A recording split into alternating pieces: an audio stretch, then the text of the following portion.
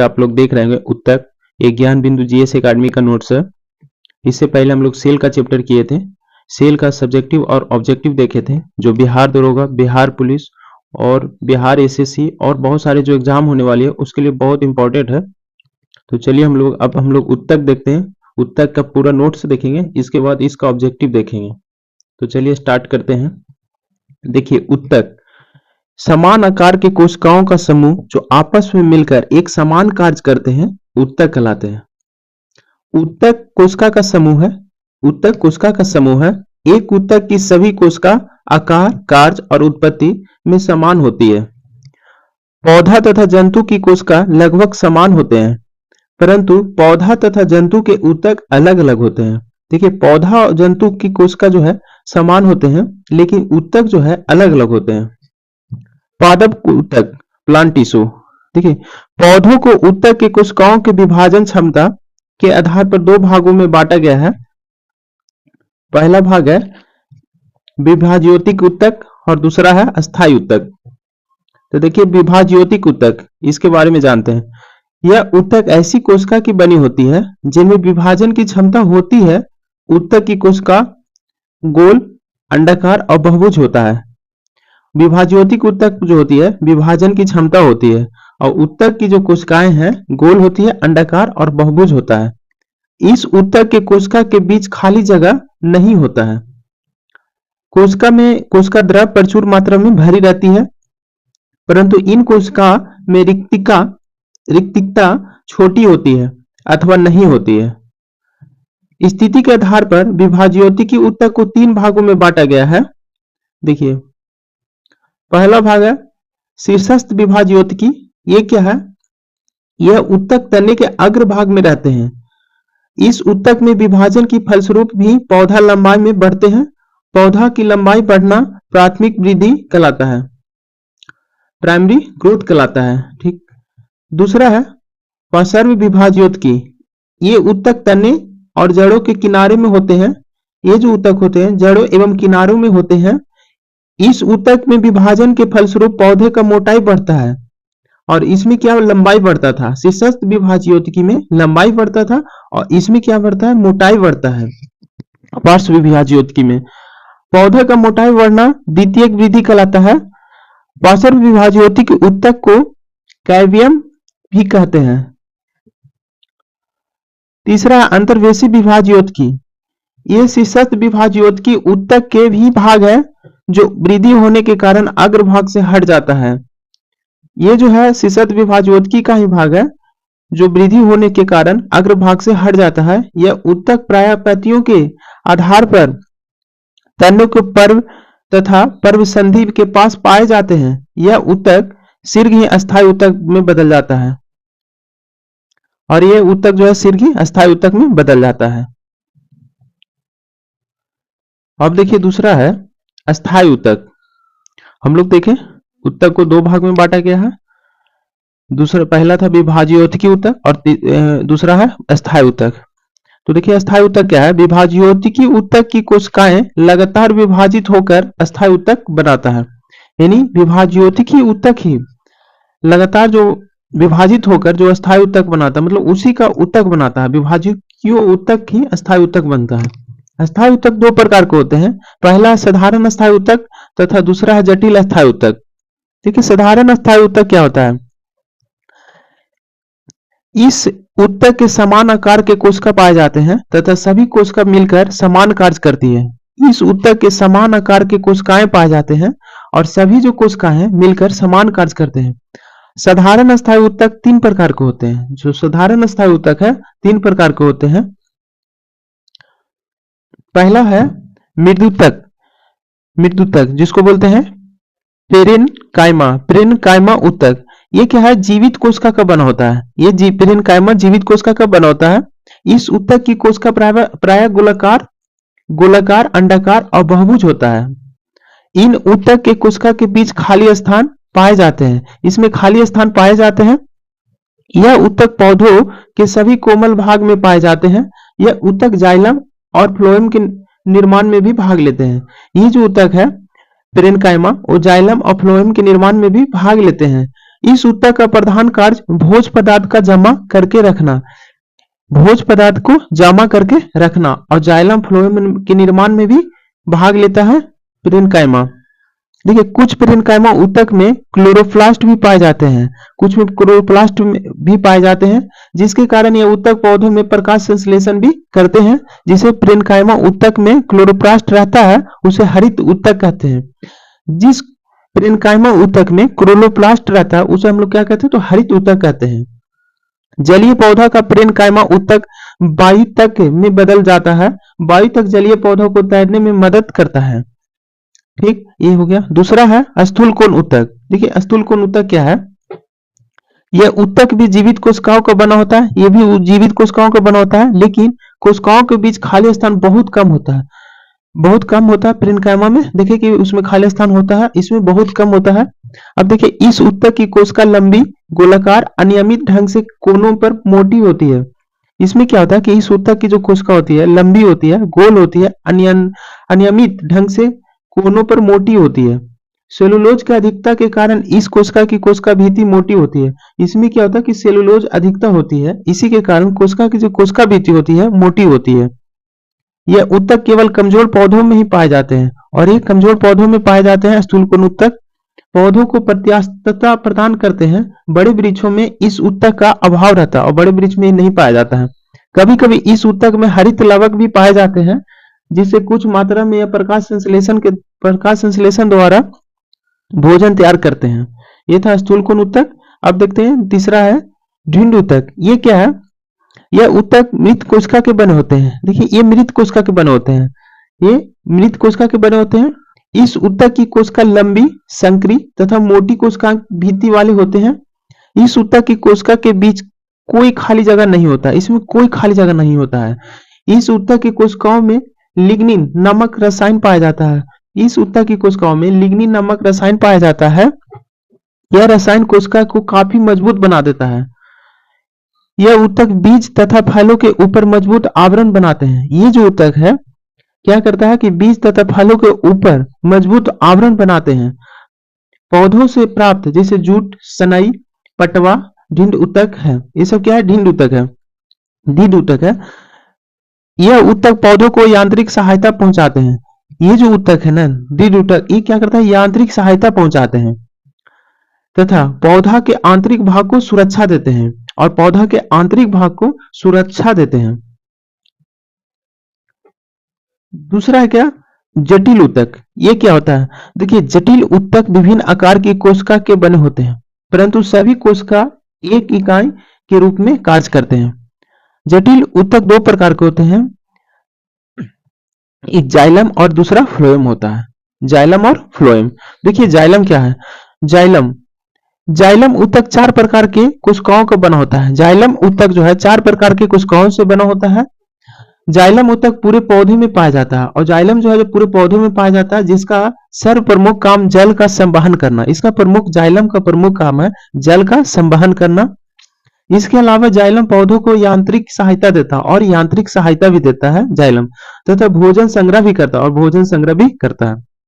Xylem जिस चार प्रकार के कोशिकाओं के बने होते हैं वो है वाहिकाएं और जाइलम तंतु तथा जाइलम मृदुतक। ठीक है, जाइलम जिस चार प्रकार के कोशिकाओं के बने होते हैं जैसे वाहिकाएं, जाइलम तंतु और जाइलम मृदुतक। ये हो गया। वाहिकाएं का मुख्य काम है जल तथा घुलित खनिज पदार्थों को जड़ से पत्ती तक पहुंचाना। जो वाहिकाएं हैं वो उसका मुख्य कार्य है कि जल तथा घुलित खनिज पदार्थों को जड़ से पत्ती तक पहुंचाना। और वाहिकाएं तथा जाइलम तंतु पौधों को यांत्रिक सहायता देता है। वाहिकाएं तथा जाइलम तंतु जो है पौधों को यांत्रिक सहायता देता है, तथा जाइलम मृत्युदक भोजन संग्रह करता है। ये भोजन संग्रह करता है। जाइलम मृत्युदक ये क्या करता है, भोजन को संग्रह करता है। जाइलम ऊतक के जाइलम मृत्युदक कोशिका ही जीवित रहता है, बाकी सभी कोशिका मृत होती है। अब देखिए फ्लोएम क्या होता है, जाइलम की तरह फ्लोएम भी चार कोशिकाओं से मिलकर बने होते हैं। ये क्या है, तो चार कोशिकाएं देखिए चांदनी नलिकाएं, सह कोशिका, फ्लोएम तंतु, फ्लोएम मृत्युतक। अब देखिए फ्लोएम में जो फ्लोएम तंतु ही केवल मृत कोश का है।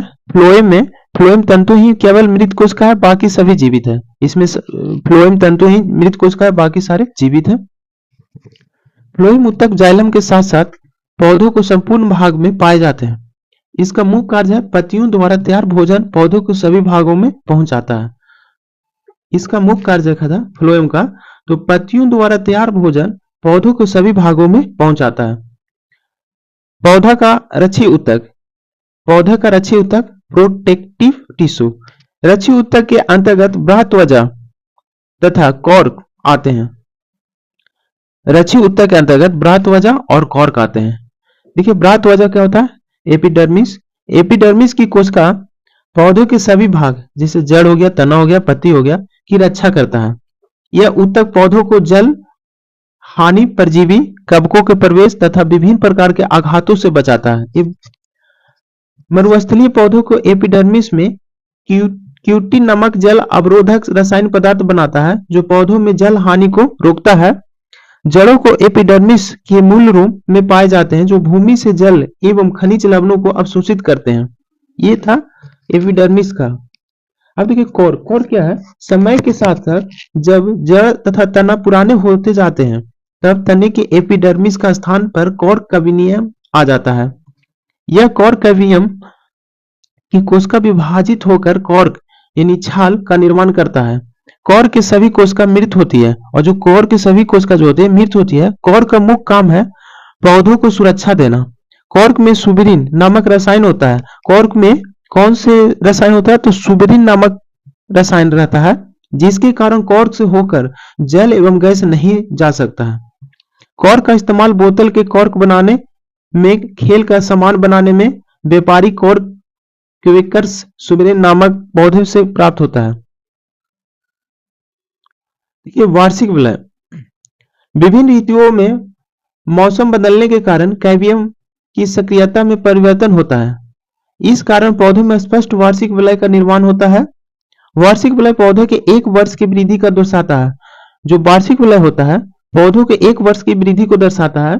पौधों में जितने वार्षिक विलय होते हैं पौधे की आयु उतनी ही मानी जाती है। पौधों में जितनी वार्षिक विलय होते हैं पौधे की आयु उतनी मानी जाती है। ऐसा क्षेत्र जहां सालों भर मौसम का समान होता है वहां के पौधों में वार्षिक विलय नहीं होता। वैसे क्षेत्र जहां पे सालों भर एक समान मौसम होता है वहां पे वार्षिक विलय नहीं होते हैं। समुद्र के आसपास उगने वाले पौधों में वार्षिक विलय नहीं होते और जो समुद्र के किनारे होते हैं उसमें वार्षिक विलय नहीं होते क्योंकि समुद्र के आसपास सालों भर मौसम समान रहता है, इसलिए वहां पे वार्षिक विलय नहीं होते हैं। अब देखिए हम लोग जंतु ऊतक के बारे में पढ़ेंगे। पहले हम लोग पढ़े प्लांट ऊतक के बारे में, जिसमें प्लांट ऊतक हम लोग देखें दो होते हैं, एक विभाज्य ऊतकी और एक अस्थायी ऊतक। उसके पूरे पार्ट देखें। अब हम लोग जंतु ऊतक देखते हैं। देखिए जंतु ऊतक जो है ना, जंतु में 4 प्रकार के ऊतक पाए जाते हैं। पहला उपकला ऊतक, दूसरा संयोजी ऊतक, तीसरा पेशी ऊतक और चौथा था तंत्रिका ऊतक। देखिए उपकला ऊतक एपिथेलियम टिश्यू, इसका क्या है? एपिथेलियम ऊतक अंगों के बाहर भाग तथा आंतरिक भाग का निर्माण करती है। इस ऊतक के कोशिकाओं के बीच कोई रिक्त स्थान नहीं होता है। एपिथेलियम ऊतक क्या काम करती है कि बाहरी भाग तथा आंतरिक भाग का निर्माण करती है। एपिथेलियम का काम क्या है? बाहरी भाग तथा आंतरिक भाग को निर्माण करना और इसमें रिक्त स्थान नहीं होता है। एपिथेलियम ऊतक का मुख्य कार्य अंगों को सुरक्षा प्रदान करना है। एपिथेलियम का मुख्य कार्य क्या? अंगों को सुरक्षा प्रदान करना। यह ऊतक शरीर के विभिन्न अंगों में पदार्थ के विसरण, स्रवण तथा अवशोषण में सहायता करते हैं। देखिए एपिथेलियम ऊतक को 4 भागों में बांटा गया। अभी एपिथेलियम को भी 4 भागों में बांटा गया है। सल्की एपिथेलियम, यह ऊतक की आकृति फर्श या दीवार पर लगी चपटी ईंट की तरह होती है। त्वचा के बाहरी परत का निर्माण इसी ऊतक से होता है। जो त्वचा की बाहरी परत का निर्माण होता है इसी ऊतक से होता है, सल्की एपिथेलियम से होता है। इसके अलावा यह ऊतक रक्त वाहिनियों तथा अंगों के भीतरी स्तर का निर्माण करता है। ये ऊतक जो है रक्त वाहिनियों तथा अंगों के भीतरी स्तर को निर्माण करती है। दूसरा है स्तंभाकार एपिथेलियम। इस ऊतक की कोशिका लंबे होते हैं तथा कोशिका के मुक्त सिरे पर माइक्रोविलाई होते हैं। ये जो कोशिका के मुक्त सिरे पे माइक्रोविलाई होते हैं यह ऊतक ऐसे अंगों के आंतरिक भाग का निर्माण करते हैं जहां अवशोषण या श्रवण का काम होते हैं, जैसे आंत हो गया, अमाशय, पित्ताशय। घनाकार एपिथेलियम, इस ऊतक के कोशिका का आकार घने के समान होता है। यह ऊतक के द्वारा शरीर के ग्रंथ का निर्माण करता है, जो ग्रंथि है उसका निर्माण करता है घनाकार एपिथेलियम। ये इसका प्रमुख ग्रंथि क्या है? श्वेत ग्रंथि। यह ग्रंथि स्तनधारी त्वचा के ऊपरी परत में पाए जाते हैं। इनके द्वारा पसीने का स्रावन होता है। जो श्वेत ग्रंथि होता है, यह ग्रंथि स्तनधारी त्वचा के ऊपरी परत में पाए जाते हैं। इनके द्वारा पसीने का स्रावन होता है। लैका ईमेल ग्रंथि, देखिए लैका ईमेल ग्रंथि क्या है? यह ग्रंथि आंख में पाई जाती है, जिससे आंसू का स्राव होता है। आंसू में लाइसोजाम नामक विशेष एंजाइम पाए जाते हैं। आंसू में कौन से एंजाइम पाए जाते हैं? तो लाइसोजाम नामक विशेष एंजाइम पाए जाते हैं, जिससे प्रभाव से आंख में आए हानिकारक सूक्ष्मजीव नष्ट हो जाते हैं। ठीक है, लैका ईमेल जो है आंख में पाए जाते हैं और आंसू स्रावन होता है इससे। और आंख आंसू में कौन सा एंजाइम पाया जाता है? तो लाइसोजाम नामक एक एंजाइम है जो हमारे हानिकारक सूक्ष्मजीव नष्ट हो जाते हैं इससे। सेरुमिनस ग्रंथि, ये क्या होता है? सेरुमिनस ग्रंथि, तो देखिए ये स्तनधारी वर्ग के जीव के कान में पाए जाते हैं। सेरुमिनस ग्रंथि ये स्तनधारी वर्ग के जीव के कान में पाए जाते हैं। इस ग्रंथि मोम के समान पदार्थ स्रावित होता है। ये मोम के समान पदार्थ जो है स्रावित होता है। सीवन ग्रंथि, यह ग्रंथि त्वचा के डर्मिस यानी भीतरी परत में पाई जाती है। यह ग्रंथि एक प्रकार का तैलीय पदार्थ स्रावित करती है, जिसे सीवन कहते हैं, जो त्वचा एवं बालों को चिकना और जलरोधी बनाए रखता है। देखिए चौथा तो है पछावी उपकला। इस ऊतक की कोशिका लंबी होती है तथा इसमें सिलिया पाए जाते हैं। यह ऊतक ट्रैकिया के भीतरी सतह में अंडवाहिनी गर्भाशय में पाए जाते हैं। ये पछावी उपकला है, ये कहाँ पाए जाते हैं? ये ऊतक ट्रैकिया के भीतर सतह में अंडवाहिनी गर्भाशय में पाए जाते हैं। अंडवाहिनी गर्भाशय में पाए जाते हैं पछावी उपकला। यह ऊतक अंगों द्वारा स्रावित पदार्थों को सिलिया के द्वारा गति प्रदान करते हैं तथा पदार्थों को एक ही दिशा में जाने में मदद करता है। देखिए अब दूसरा ऊतक है संयोजी ऊतक। संयोजी ऊतक कनेक्टिव टिश्यू, यानी संयोजी ऊतक विभिन्न अंगों तथा ऊतकों को जोड़ने का काम करता है। ये जो संयोजी ऊतक है विभिन्न अंगों तथा ऊतकों को जोड़ने का काम करता है। संयोजी ऊतक में कोशिका की संख्या कम होती है तथा कोशिकाओं के बीच रिक्त स्थान ज्यादा होती है। देखिए संख्या कोशिका का जहां पे संख्या कम है वहां पे रिक्त तो होगा ही, तो रिक्त स्थान ज्यादा होती है। ऊतक की कोशिकाओं के बीच खाली जगह में एक प्रकार के पदार्थ भरे रहते हैं, इसे मैट्रिक्स कहते हैं। विभिन्न संयोजी ऊतक के मैट्रिक्स ठोस जेली के समान संघन कठोर तथा कठोर या तरल हो सकते हैं। संयोजी ऊतक के प्रमुख प्रकार, देखिए अवकाशी ऊतक। यह ऊतक रक्त वाहिनियों तथा तंत्रिकाओं के चारों तरफ घेरा बनाता है। यह अवकाशी ऊतक जो है ये क्या करता है? रक्त वाहिनियों यानी ब्लड वेसल्स, तंत्रिकाओं के चारों तरफ घेरा बनाता है। एरियोलर ऊतक त्वचा एवं मांसपेशियों, दो मांसपेशियों को आपस में जोड़ता है। ये जो है दो मांसपेशियों को आपस में क्या करता है? जोड़ता है। एरियोलर जो है दो मांसपेशियों को आपस में जोड़ता है। मस्ट कोशिका, यह एरियोलर ऊतक में पाई जाने वाली कोशिका है। ये जो है एरियोलर ऊतक में पाई जाने वाली कोशिका है मास्ट कोशिका। यह कोशिका रुधिर वाहिनियों को चारों तरफ पाई जाती है। इसके कोशिका द्वारा हिस्टामिन प्रोटीन, हिपैटिन जिसको कार्बोहाइड्रेट तथा सीरोटोनिन प्रोटीन स्रावित होता है। देखिए हिस्टामिन रुधिर वाहिनियों को फैलाता है, हिपैरिन शरीर के अंदर रक्त को जमने नहीं देता है और सीरोटोनिन यह रुधिर वाहिनी में सिकुड़न लाता है। एरियोलर ऊतक की श्वेत तंतु कोशिका द्वारा कोलेजन प्रोटीन तथा पीला तंतु कोशिका द्वारा एलास्टिन प्रोटीन स्रावित होता है। अब देखिए वसा संयोजी ऊतक एडिपोज कनेक्टिव टिश्यू। यह ऊतक वसा कोशिका से बनी होती है। इन कोशिका में वसा छोटी छोटी बूंदे के रूप में भरी रहती है।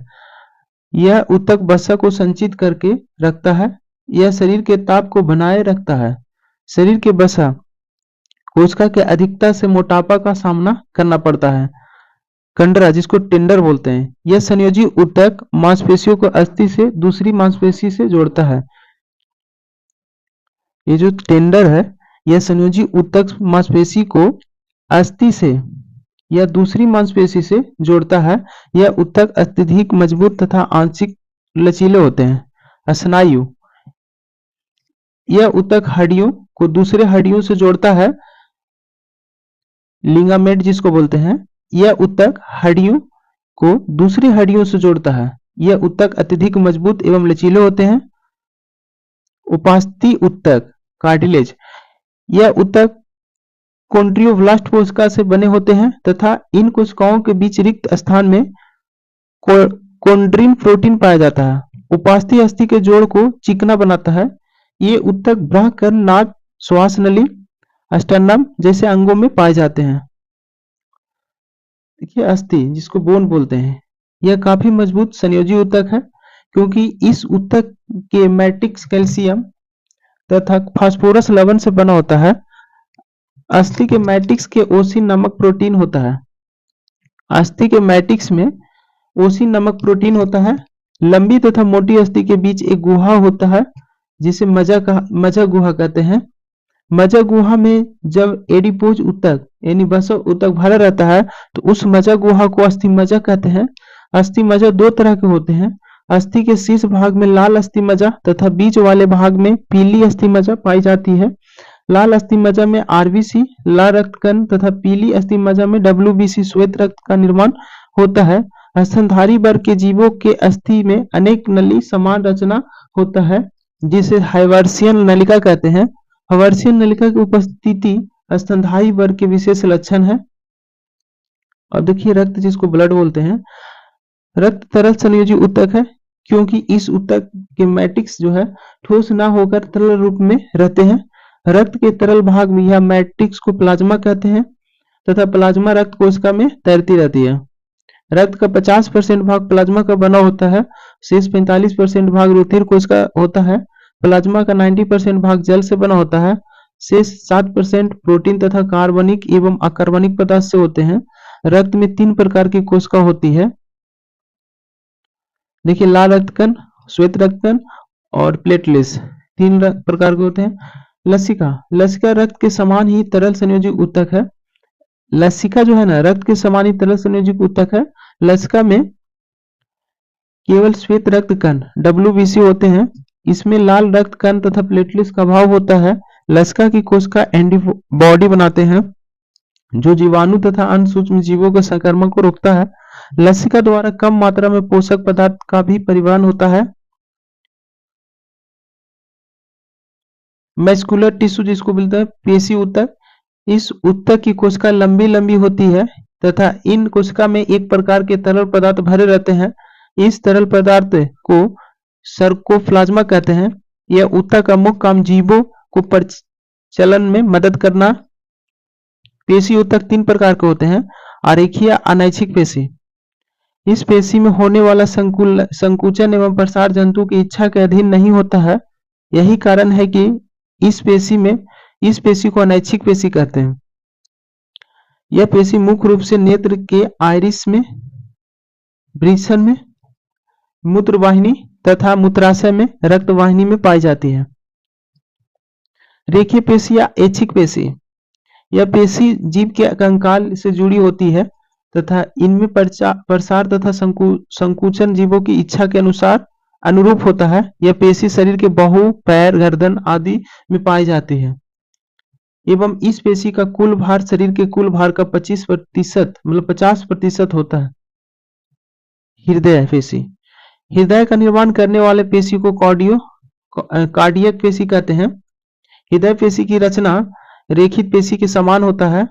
यह पेशी स्वभाव से अनैच्छिक होती है तथा जीवन भर इसमें प्रसार तथा संकुचन होते रहता है। तंत्रिका ऊतक, जीवों को मस्तिष्क, मेरुरज्जु तथा सभी तंत्रिकाएं इसी ऊतक के बने होते हैं। तंत्रिका ऊतक की कोशिका को न्यूरॉन कहते हैं। न्यूरॉन कोशिका को तंत्रिकी इकाई भी कहते हैं। यह ऊतक संवेदना को शरीर के एक भाग से दूसरे भाग में भेजने का कार्य करती है। इन ऊतक की कोशिका में विभाजन की क्षमता नहीं होती है।